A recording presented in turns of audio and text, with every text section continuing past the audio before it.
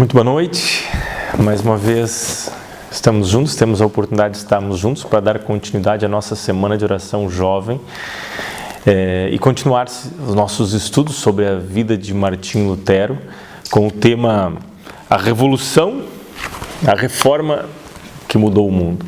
Já falamos sobre a Bíblia, já falamos sobre a graça, já falamos sobre oração. E hoje eu tenho certeza que vamos entrar em mais um tema muito interessante. O que acharam do tema de ontem? Espero que tenham gostado, mas não é só gostar, é praticar também. E por isso vamos praticar um pouquinho mais e vamos fazer agora uma breve oração antes de introduzirmos esse tema. Tudo bem? Vamos orar então. Obrigado, Senhor, pela oportunidade que temos de estarmos juntos, talvez depois de um dia cansativo para alguns, com muitas responsabilidades. Temos a oportunidade de dedicar algum tempo para meditarmos algumas palavras e podermos, Senhor, aplicar alguns ensinos à nossa vida. Por isso pedimos a Tua ajuda, Senhor, para entendermos e sentirmos a necessidade de nos apegarmos mais a Ti. Por isso, abençoa todos nós, aqueles que nesse momento estão a nos ouvir, que estão a ver, é o nosso desejo. Em nome de Jesus. Amém. O tema de hoje, ele vai tratar de um aspecto muito interessante. Na época de Lutero, em plena Idade Média, havia uma certa diferença entre as pessoas. Parece que as coisas talvez não mudaram muito hoje em dia, mas havia três grandes grupos de pessoas na era de Lutero. O primeiro grupo era identificado como aqueles que não tinham muitos recursos, as pessoas mais pobres da sociedade. Esses eram os agricultores, eram os camponeses, eram os artesãos, as pessoas que não tinham muito. Depois vinham aqueles que faziam parte do clero, os sacerdotes, que era uma outra classe, a classe religiosa, que parece que tinha alguns certos benefícios diferentes do que aquele grupo mais pobre tinha.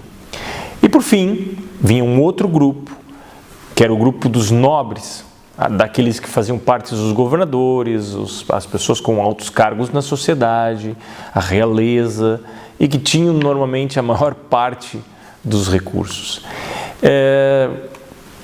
Não sei se na nossa sociedade nós talvez possamos ter algumas classes a mais hoje em dia, mas em alguns aspectos talvez não difira muito, não é muito diferente dos tempos de Lutero. A questão é que Lutero vivia e sentia essa diferença não só na sociedade, mas na própria igreja. A própria igreja nos tempos de Lutero também era marcada por diferenças sociais. Uma pessoa, se nós tivéssemos a oportunidade de entrarmos na igreja naquela época, nós veríamos que as classes estavam distintamente marcadas e separadas dentro da igreja. Por exemplo, se nós tivéssemos a oportunidade de entrar na igreja na época de Lutero, veríamos que as pessoas mais pobres, a classe mais pobre, ficava ao fundo e em pé. Nos bancos mais à frente, eles tinham até um nome especial para esses bancos, eram chamados de ninhos de andorinha. Então, nestes bancos sentava-se a nobreza, as pessoas mais ricas da sociedade. E por fim, o clero tinha a oportunidade de ficar mais à frente ainda da nave da igreja, ocupando o lugar que eles chamavam de coro, e obviamente os sacerdotes que oficiavam os serviços religiosos. Esta era a igreja em que Lutero vivia, a igreja que Lutero cresceu. Havia um outro aspecto muito interessante nesta igreja. Interessante, não digo que era no sentido positivo, mas era o aspecto de que todo o serviço religioso praticamente só estava incumbido ao clero. Tanto a nobreza quanto a classe mais pobre não tinham papel a desempenhar em nenhum tipo de serviço religioso. Eles entravam, assistiam, Cantavam o que era preciso cantar, rezavam o que era preciso rezar e saíam. Nada mais do que isto. Essa era a igreja que Martinho Lutero tinha.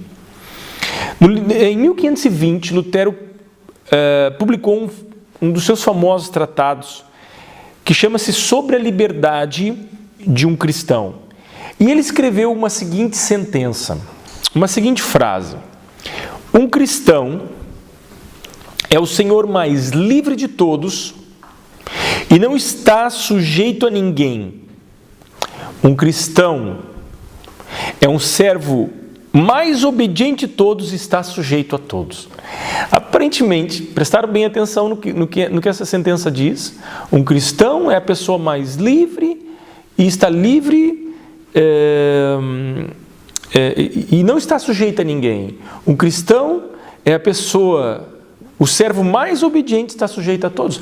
Aparentemente temos aqui uma grande contradição.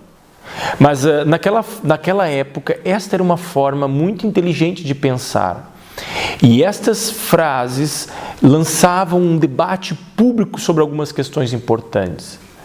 E é uma frase que impacta, e podemos dizer que foi até uma frase muito especial do movimento da Reforma, porque foi no seio de um grande problema de que aquela sociedade vivia, que era a segregação. É a diferença entre pessoas. Podemos até dizer que, obviamente, que há diferenças nesse mundo. Há diferenças sociais, há diferenças econômicas, há diferenças culturais. Mas, humanamente falando, todos nós somos seres humanos. Todos nós somos filhos de Deus. Todos nós carecemos da graça de Deus. E todos nós podemos ser salvos por Deus. Independente da cor, da religião, independente do país onde nasceu, todos nós temos essa oportunidade. E esta frase de Lutero fez com que as pessoas parassem para pensar sobre alguns aspectos importantes. A primeira parte da frase, podemos dizer assim, que quando conhecemos a Cristo, nós somos livres, nós somos libertos. Somos libertos das nossas faltas, somos libertos do pecado, somos libertos da opressão. E ganhamos coragem, como Lutero ganhou, de até mesmo desafiar as autoridades, porque mais importa obedecer a Deus do que os homens. Nesse sentido, Lutero sentia-se livre.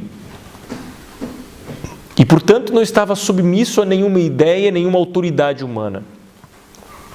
Mas, por outro lado, o cristianismo também tinha uma grande responsabilidade para Lutero.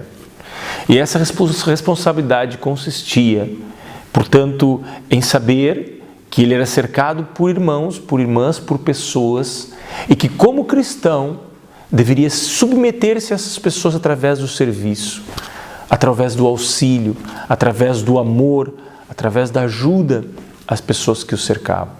Portanto, é uma frase bastante curiosa e muito poderosa. Vamos voltar à nossa imagem, vamos voltar a ela e, como eu disse ontem, hoje nós vamos ver aqui a parte principal. Espero que vocês estejam a conseguir ver a imagem e pode analisar essa parte central e o que essa imagem está a representar. Se você pensou na ceia, na Santa Ceia, muito bem, pensou certo. Essa parte da imagem está a representar a Santa Ceia. Mas aqui, vejam que ela tem alguns aspectos diferentes das pinturas que são feitas pela Santa Ceia. Consegue ver aqui nessa imagem alguns aspectos diferentes? O primeiro grande aspecto é o formato da mesa. Normalmente nós temos uma mesa quadrada, Jesus senta-se ao meio, as pessoas sentam à ponta, mas esta mesa, na qual Lucas Cranach pintou, ela é uma mesa redonda. Portanto, não há uma pessoa mais importante que senta numa ponta e uma menos importante que senta na outra ponta. Todas as pessoas são importantes ali. Até mesmo um sujeito bastante especial que é representado nessa pintura, que é Judas. Consegue identificar Judas nessa pintura? Sem eu dizer? Algo que possa identificá-lo? Vê o sujeito aí ao lado de Jesus, com um pé pronto para sair, Esse é Judas. Estava pronto para deixar a sala. Mesmo ele está próximo a Jesus. Nessa figura também aparece Pedro e aparece João, mas todas as outras pessoas pintadas não são os discípulos, não são os apóstolos. São pessoas comuns da época de Lutero. Pessoas que viviam na sociedade daquela época, mas que também têm a oportunidade de estar à mesa ali. Inclusive, um dos homens que foi um dos principais que publicavam o livro de Lutero também está representado nessa pintura. No sábado, nós vimos que Lucas Cranach, o velho, estava na parte de baixo. Hoje, o filho, quer dizer, Lucas Cranach, o novo, aparece na parte de cima. Ele está vestido como um nobre. Ele, nesta imagem, aparece vestido como um nobre, mas ele está a dar o copo a um homem muito especial, que não é ninguém mais, ninguém menos que o próprio Lutero. Só que Lutero não está com as roupas de um monge, não está com a roupa do clero. Ele está com uma roupa normal. Para aqueles que conhecem um pouco a história, Lutero teve uma identidade secreta chamada Cavaleiro Jorge, na qual, no período que ele esteve recluso no castelo de Worms, ele, portanto, usou essa identidade para poder livrar-se dos seus perseguidores. Então, era como um homem comum que ele se apresenta ali. Em outras palavras, uma da grande revolução que Lutero fez, que ela não só eclodiu na igreja, mas passou para a sociedade também, é a igualdade entre os seres humanos. Nós, seres humanos, somos iguais. Muitas vezes a natureza pecaminosa pode querer fazer com que eu pense que eu sou melhor do que outra pessoa, sou mais do que ela, mas somos iguais. Temos dons, talentos, vantagens, desvantagens, somos diferentes em aspecto, em muitas coisas, mas aos olhos de Deus, nós somos seres humanos. E este foi um dos principais ensinos que Lutero também, juntamente com os outros, trouxe ao mundo. Um outro aspecto é que, apesar de não ter sido aplicado de uma forma tão forte, mas a reforma abriu espaço para isso. É o que o título acaba por dizer. A igreja como um sacerdócio de todos os crentes, o título do nosso dia de estudo hoje. Isso quer dizer que todos nós somos chamados a nos envolvermos na igreja. Nós não vivemos mais numa igreja medieval, onde o clero está à frente, onde a nobreza senta-se mais à frente. Todos nós devemos estar envolvidos com a causa de Deus. Uma igreja viva é uma igreja onde todos desenvolvem o seu ministério, onde todos usam os seus dons, onde todos participam e se envolvem nas diversas atividades, nos diversos propósitos que a igreja tem. Quão diferente poderia ser nossa igreja se todos nós estivéssemos envolvidos em cada ponto, em cada aspecto. Infelizmente, às vezes nós temos certas diferenças, obviamente que temos, mas nós somos chamados a realmente fazer da igreja uma igreja viva.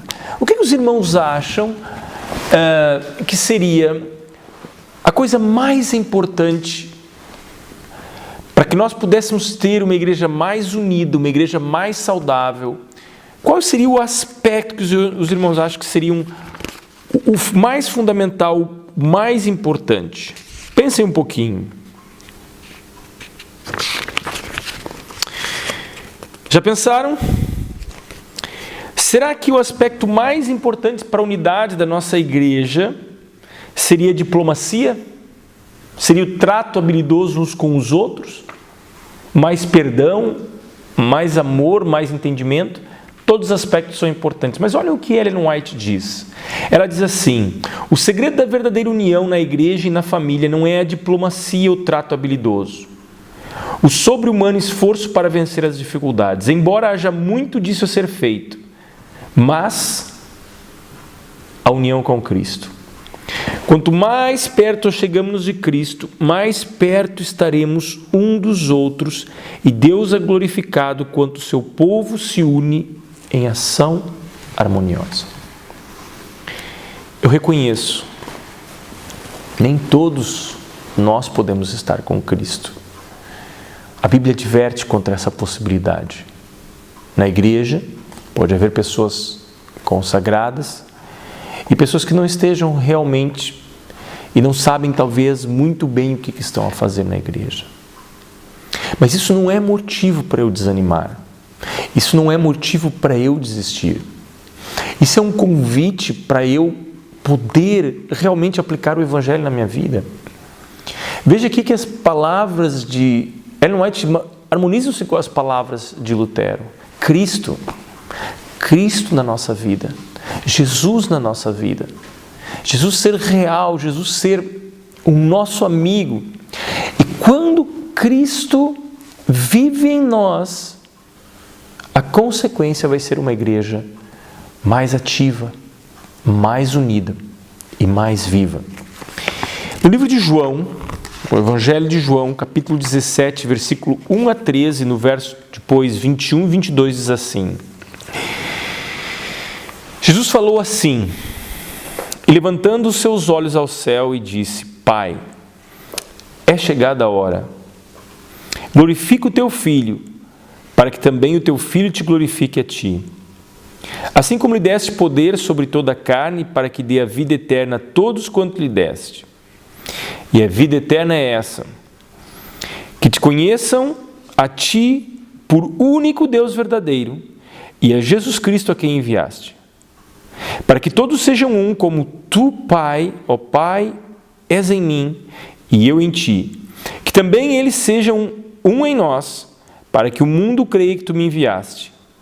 E eu lhes dei a glória que a mim me deste, para que sejam um, como nós somos um. Notaram a força dessas palavras?